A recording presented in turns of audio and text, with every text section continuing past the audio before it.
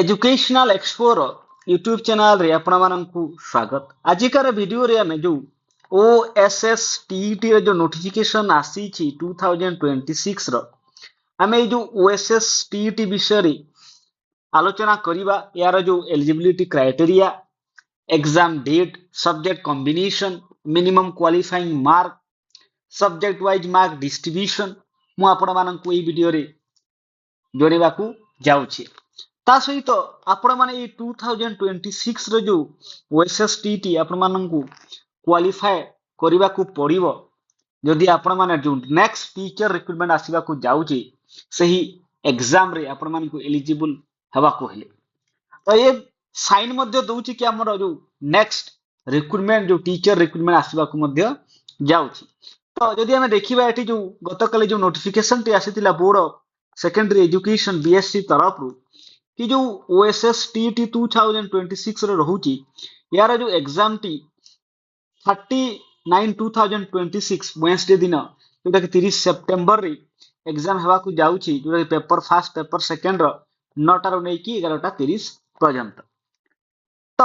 आमे वर्तमान ए जो ओएसएस टीटी रो जो एलिजिबिलिटी जो क्वालिफाइंग मार्क विषय जानिबा, जो सेकंड ईयर पिला जो माने वर्तमान अछंती से माने एलिजिबल कि नहंती ता विषय जानिबा। ता सहित जो को पेपर रु केते मार्क आसीबो ताहा मध्ये सबे शेष आमे ई वीडियो रे जानिबा। जदि एठी आपण माने देखि पारुथबे जो एलिजिबिलिटी टी रहूची जो जनरल एलिजिबिलिटी ता जोटा कि आपण मानकर जो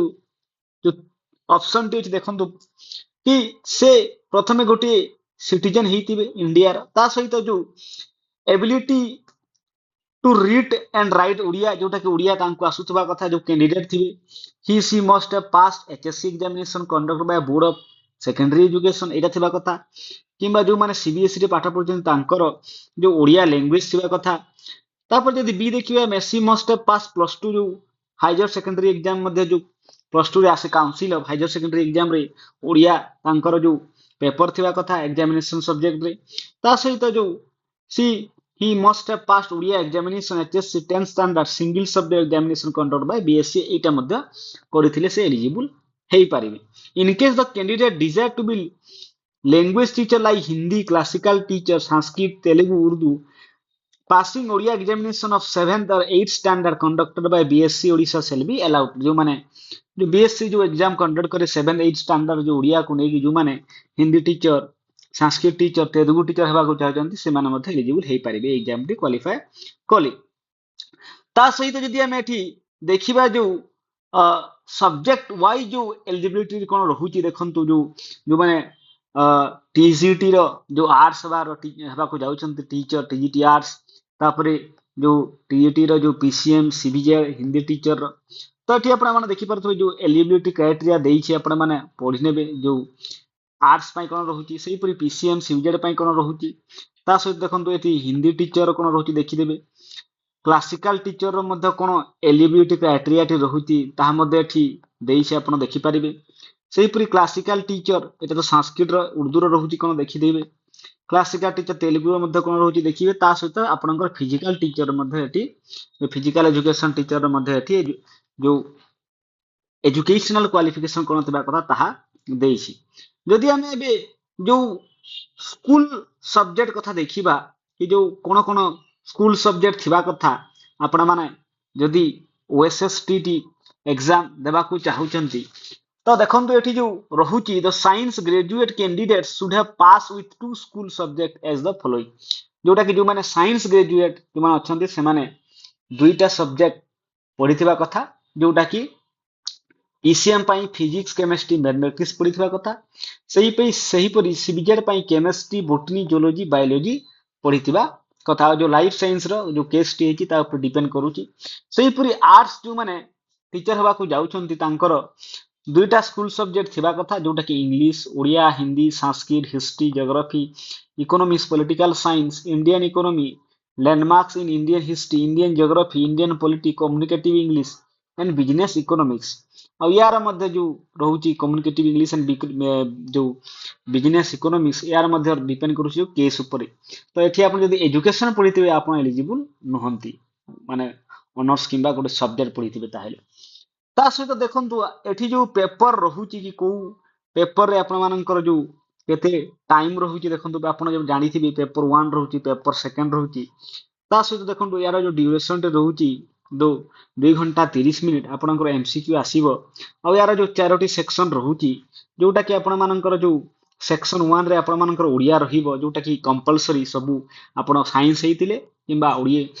ଆର୍ଟସ ହେଇଥିଲେ ଆପଣ ସାଇନ୍ସ ଓଡିଆ ପେପରଟା ଦେବେ ଲାଙ୍ଗୁଏଜ ଫାଷ୍ଟ ରହିବ ସେଇପରି ଲାଙ୍ଗୁଏଜ ସେକେଣ୍ଡ ଇଂଲିଶ କମ୍ପଲସରି ଆପଣ ଯୋଉ ବି ସାଇନ୍ସ ଟିଜିଟି ସାଇନ୍ସ ପାଇଁ ଯାଉଛନ୍ତି ନା ଟିଜିଟି ଆର୍ଟସ ପାଇଁ ଯାଉଛନ୍ତି ତ ଆପଣ ଏଇ ଇଂଲିଶ ପେପରଟା କମ୍ପଲସରି ଦେବେ ତା ସହିତ ଯୋଉ ରହୁଛି ଦେଖନ୍ତୁ ଯୋଉ ସେକ୍ସନ 3 ଟି ଆପଣମାନଙ୍କର ଯୋଉ ସବଜେକ୍ଟ ଆକର୍ଡିଂ ଆପଣ ମାନେ ପେପରଟି ଦେବେ ଯେମିତି ଟିଜିଟି ଆର୍ଟସ ଅଲଗା ରହିବ ସେହିପରି ଟିଜିଟି ର ଯୋଉ ପିସିଏମ ସବଜେକ୍ଟ ତାଙ୍କର ସବଜେକ୍ଟ ରହିବ ସେହିପରି ଯୋଉ ସଂସ୍କୃତ ତେଲୁଗୁ ଟିଚର ମାନଙ୍କର ମଧ୍ୟ ଅଲଗା ଅଲଗା ରହିବ ଆଉ ଯୋଉ ସେକ୍ସନ ର ଯୋଉ ରହୁଛି 4ଟି ଯୋଉ ରହୁଛି ସେଠି କଣ ହେବ ନା ଆପଣମାନଙ୍କର ଯୋଉ କମନ ପେପର ଟାଇଲ development pedagogy school management and evaluation ଯୋଉଟା କି କ୍ୱେଶ୍ଚନ ଆପଣମାନଙ୍କୁ ଆସିବ ଏଠି ଯଦି ଆମେ ଦେଖିବା ଯୋଉ ମିନିମମ୍ କ୍ୱାଲିଫାଇଂ ମାର୍କ କେତେ ରହୁଛି ଆପଣ ଜାଣିଥିବେ ୟାର ଯୋଉ ମାର୍କଟି ବର୍ତ୍ତମାନ ଚେଞ୍ଜ ହେଇସାରିଛି ତ the minimum pass mark in each paper ଯୋଉଟା କି 45% ରହୁଛି ଯୋଉମାନେ ଜେନେରାଲ ପିଲାମାନେ ରହୁଛନ୍ତି ଯୋଉଟା କି 68 ମାର୍କ ଯୋଉଟା କି ଆପଣମାନଙ୍କର 150 ଯୋଉ ମାର୍କ ରୁ ଆପଣ ଯଦି 150 ମାର୍କ ରୁ ଯଦି ଆପଣ 68 ମାର୍କ ରଖୁଛନ୍ତି ତାହେଲେ ଆପଣ ନା କଣ ହେବେ ନା ଏଲିଜିବୁଲ ହେଇଗଲେ ଏଇଟା ଜେନେରାଲ କ୍ୟାଟେଗୋରୀରେ ସେହିପରି ଯୋଉମାନେ एसटी एससी रहुचंती पीएच किंबा एससीबीसी रहुचंती तांकर जो क्वालिफाइंग मार्क रहुची 35% जोटा कि तांकर 53 मार्क जदि रखिले सेमाने कोन हेबे ना पास माने हेजिबे ओएसएसटी तो एटा जो क्वालिफाइंग मार्क थिला आ यार जो सर्टिफिकेट वैलिडिटी आपण मानकर रहुची तो एटा आपण मानकर वर्तमान समय लाइफ टाइम रहुची देखंतु एठी लेखा मध्य हेइची कोन लेखा the OSST pass certificate shall remain valid till the candidate reaches the upper age limit prescribed for recruitment of teachers as per rules or executive instruction prescribed by the government from time to time जोटा आपणकर upper limit रहुची एते दिन पर्यंत आपण eligible रहुचंती government job पई एई आपण मानकर सर्टिफिकेटटा valid रहिबो ता सहित आपण कोनोसी आपण मानकर जो टीचर रिक्रुटमेंट रे एई जो ओएसएसटीटी रो मार्क रो वेटेज रहिबो नाही ता सहित जदि आमे एठी देखिबा जो कोउ पेपर रे आपण मानकर केते मार्क आसुची एठी आपण माने देखि पारुथबे जोटा कि सेक्शन आपण रहुची फर्स्ट सेकंड ओडिया इंग्लिश आपण मानकर जो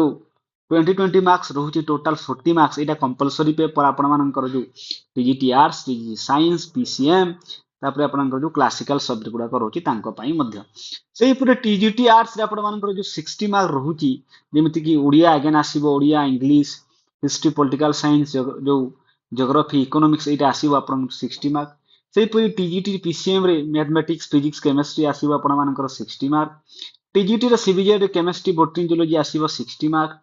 सेही पुरे क्लासिकल टीचर संस्कृत आसीबो 60 मार्क हिंदी रे आसीबो 60 मार्क जोटा कि आपण मानकर एटा जो पेपर जो थर्ड रे रहुची सेही पुरे आपणकर सब्जेक्ट आसीबो तेलुगु रे 60 उर्दू रे 60 मार्क और ये जो सेक्शन बीटा आईवीटा रहउची एटा आपण मानकर जो जेते भी कैटेगरी टीचर हेबे तांको पई सेम रहिबो जोटा कि tile development pedagogy and school management evaluation जोटा कि आपण मानकर 50 मार्क्स रहउची तो ये जो 50 मार्क्स समस्तक पई सेम रहिबो ता सहित जो माने पेपर सेकंड पई एलिजिबल रहउचंती जो फिजिकल एजुकेशन तांकर अलगा तांकर क्वेश्चन जो पेडागोजी रु आसीबो तो ये थिला संपूर्ण तथ्य आ जदि जो माने वर्तमान सेकेंड ईयर अछंती वर्तमान बीडी रो सेकेंड ईयर रे अछंती से माने कंटिन्यू सर्टिफिकेट देकी से माने मध्य एई एग्जाम टी देई परिबे से माने मध्य एलिजिबल हेई परिबे तो यहा थिला ओएसएसटी टी रो संपूर्ण तथ्य जो exam date subject combination eligibility minimum qualifying mark ता सहित सब्जेक्ट वाइज मार्क डिस्ट्रीब्यूशन आपण माने सविशेष तथ्य पाइले तो आहुरी एमिति के वीडियो देखा पई आपण एजुकेशनल एक्सप्लोर यूट्यूब चैनल को लाइक एंड सब्सक्राइब कर दियंतु थैंक यू धन्यवाद।